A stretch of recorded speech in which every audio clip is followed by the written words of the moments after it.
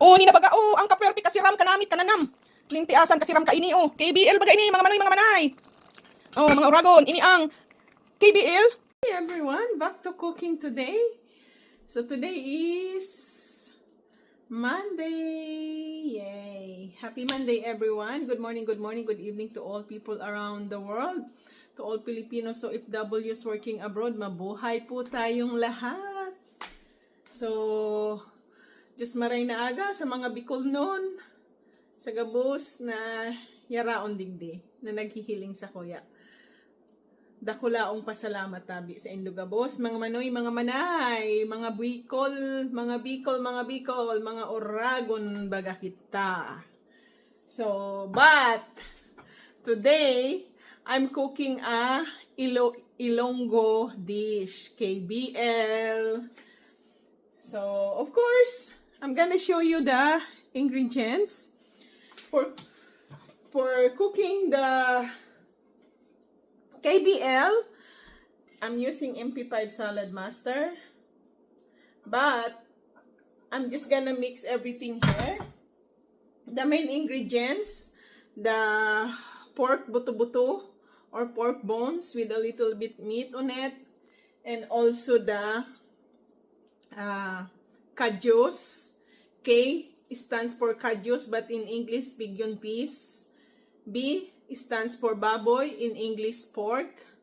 And langka, L, KBL, in English, jackfruit. So I have here frozen. I put this in the fridge and the freezer. So it defrost already. So this is the jackfruit.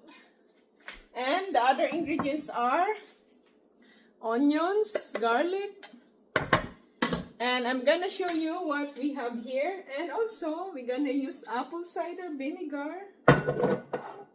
So here are my main ingredients of KBL. Kajus as a K. It's pigeon peas, in English, 2-pack. And here we go.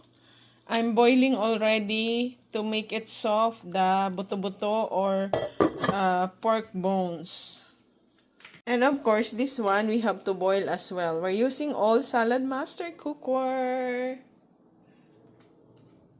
I boiled already the pigeon peas or kajus, and this one I boiled already the pork buto-buto in ribs. So I add ribs on it because I don't have a lot of pork buto-buto. So both these 3 quarts Salad Master.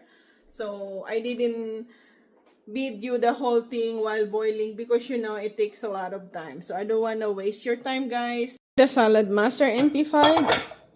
And I'm not sure if it's gonna fit. This is the kajus. We're just gonna pour this here. There you go. And also, this is the buto-buto. So, I boil with lemongrass, 3 pieces of lemongrass, you know, to remove the bad smell or the stinks of the pork meat. That's why every time I boil or I cook adobo, I add lemongrass. So, it's gonna have a very, very nice aroma, very nice smell. So, I'm gonna add that also in this pot. Here you go. Puno. So, it's full pack. Because, you know, I don't wanna, like, so many mess on my pot. That's why I boiled it first there. But, if you have a very big pot, guys, you can boil it together in one pot. The pigeon peas and the pork bones. And also, we're gonna add the onions and garlic. So we're gonna put some panimpla. And we're gonna add the apple cider. I'm just gonna estimate, guys. So it's depend on you guys how much you want to put vinegar on it. And then we're gonna add the jackfruit. Wrap up na wrap up talaga to guys eh. Kasi pinrosin ko nga to. Ayan oh.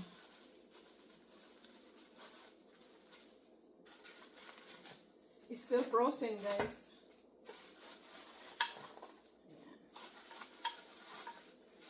So this is from the jackfruit that ripe. And I didn't throw the, you know, it's supposed to be waste. But because it's very expensive, the jackfruit here in Canada. So I don't wanna throw it. And you can still make a dish. So that's why I'm having a KBL right now, guys. So, and then, of course, you have to close the lid. And 450 degrees Fahrenheit, the temperature of probe, it's only medium heat, guys, in your stove. It has to be always medium heat. And then, salpak. So, ayan na siya. Nakasalpak na siya. So, just let it boil until the jackfruit cooked. And before we forget that, of course, we're gonna add sea salt. So, to have a taste. So, we're gonna add this. So, I transfer it. I don't want in a plastic. So, and I think I'm gonna add just one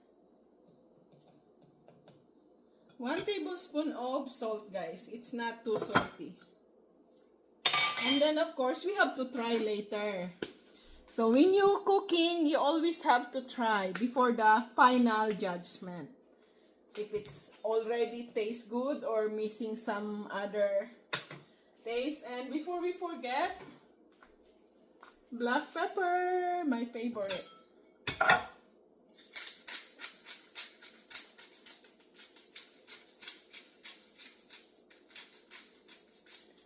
So, KBL, this is a specialty of Ilonggo people from Iloilo, Philippines. Bisaya.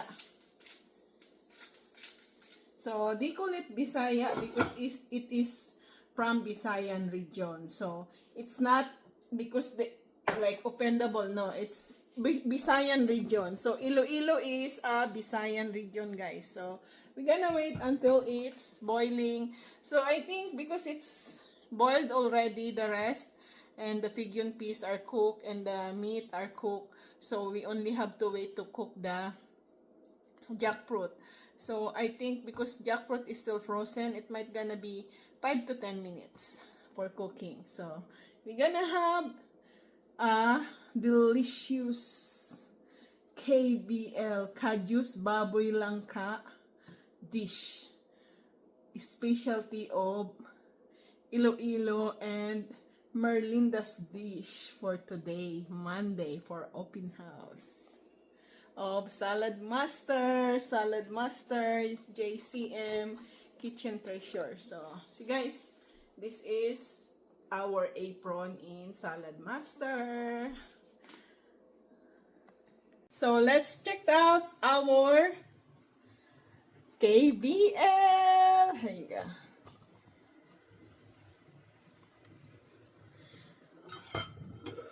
There you go. Wow, it's really cool. So guys, I removed some because you know what? So the jackfruit is really cooked now. I removed some. I put on the other pot because it's overflowing, guys. So I don't wanna have so much mess. So let's try it out.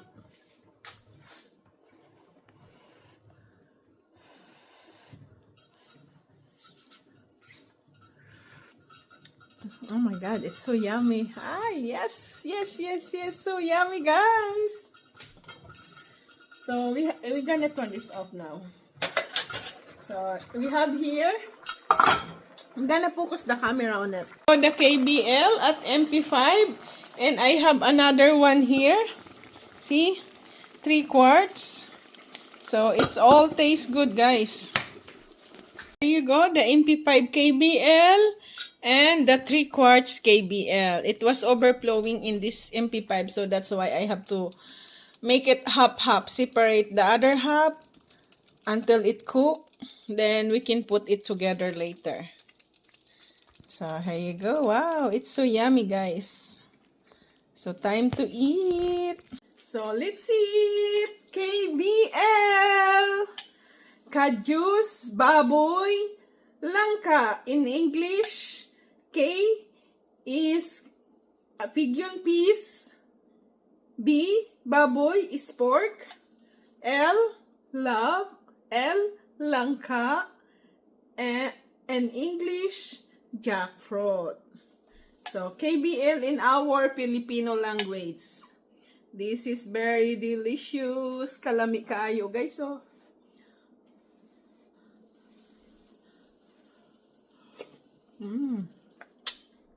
kananam sa nakaini, sabi sa Bicol.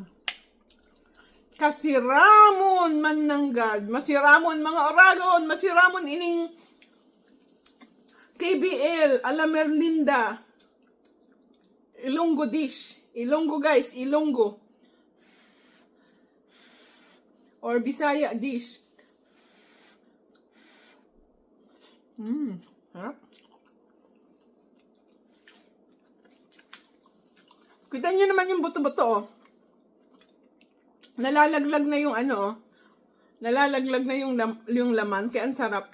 Hindi siya masyadong mataba, guys, kasi it's supposed to be, it's a pork hack or pork leg, but because I don't want too much fatty on foods, too much fats. I don't want fatty foods, that's why I use buto-buto and ribs. Grabe. Manganta na. Mangaon kita. Mangaon ta. Bye, mangaon ta. Lakay, manganta na. Oh, mga oragon, magkaraon na kita. Magkarakana na kita. Dali. Oh, uni na baga o pertihon kasi ram ka ini. Ooh, yummy. I only cook this once a year, guys. This KBL, only once a year.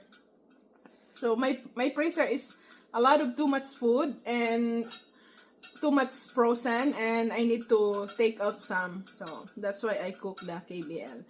I got the bones, pork bones from Henlong for free. So that's why I have the pork bones. So when you shop in Henlong and you bought meat for worth $100, you got 1 pack of free pork bones. Sarap. But you have to pay cash. You know, that's how they earn a lot of money. They don't wanna declare their income. See, guys, oh, sarap-sarap. Thank you, guys, for watching. Look at my face, guys. Oh, I only have 4 hours sleep, but still, see? Bumabata si Inday dahil sa kanyang mga natural products na sabon, anti-aging soap, anti-aging face oil, and etc. Thank you, guys, for watching. I really appreciate it. God bless us all, and thank you, Jesus, for the very delicious food. Thank you, Jesus. Thank you, God, Father Almighty in heaven. Amen. Ilonggo dish, but niluto ng Bicolana. So guys, ayan na, oh. Kasarap. Kasiram sa nakaini. Kanamit mangyud, oh, di ba? Ang sarap, oh, 2 kaldero yan na KBL.